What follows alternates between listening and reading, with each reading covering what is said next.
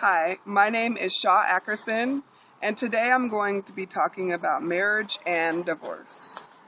As young girls, we start thinking about marriage at a very early age. We start thinking about how our wedding's going to be, how they're going to ask us to marry them. We think about what our husbands are going to look like and what kind of things he does. But with boys, on the other hand, is a totally different situation. They start thinking about what kind of cars they're going to have, what kind of muscles they're going to get. They start thinking about more of the material things than the actual marriage itself. An average age of a woman to get married is around the age of 27. At the age of 27, we start realizing what kind of women we are. We're pretty much mature at that age. And so that's when we want to be married and have that foundation set. We want that stability of a man to take care of us and to love us unconditionally. Some women, on the other hand, are a little bit more patient than others. There's a lot of different reasons why a woman could probably get married before the age of 18 or at that age. It could be different reasons such as an early pregnancy or an arranged marriage or so on and so on. But when that happens, 59% of the time, if you get married 18 or younger, will have eventually a failed marriage within the 15-year mark. Now, in the ages of 20 to 29 is when all adults start realizing that there is a soulmate out there. And that's what we live for. We live to get married and we live to have children, and a lot of people think about those kind of things. 88% of Americans between the ages of 20 and 29 years old is when we do start believing in that. Now, 59% of women 18 or younger ends with a divorce within 15 years, like I said previously. But when the ages of 20 or higher get married, that percentage rate drops down to 36%.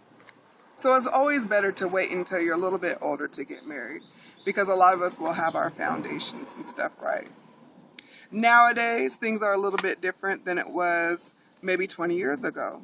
20 years ago, marriages lasted. That's because they didn't have divorce in their vocabulary. Now, we don't fight as hard. Our spouses can start getting on our nerves, or financial reasons. There's a lot of reasons why we get divorced nowadays compared to about 20 years ago. Different reasons of divorce are financial issues, cheating, being mean to your spouse, maybe some sort of abuse or anything like that, lack of preparation, lack of equality, unrealistic expectations of our spouse. I might feel like my spouse should be doing this or that or the other, which he doesn't, but that can cause a person to get a divorce nowadays. Like I said, marriages don't stand for too much any longer. Now, going through a divorce can cause a lot of issues. Not only will it cause issues with your health, but it can cause a very big issue if you have children involved. If children are involved, most likely you're going to have to go through some sort of custody battle. Now, statistics shows that when children come from a divorced family, majority says that they will end up having a failed marriage of their own.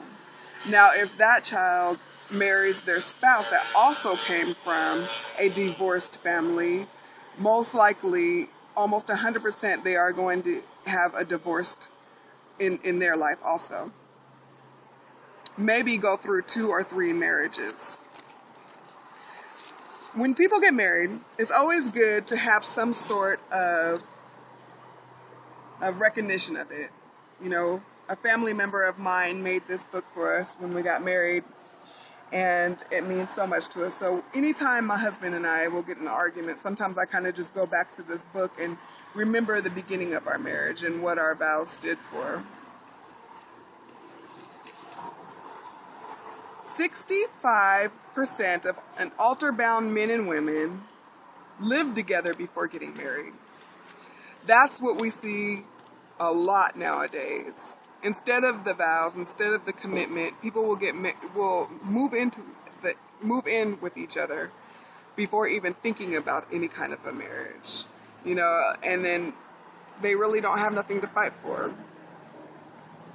Marriage is so important that we stick with it. We need to fight for our marriage nowadays, not give up so easily.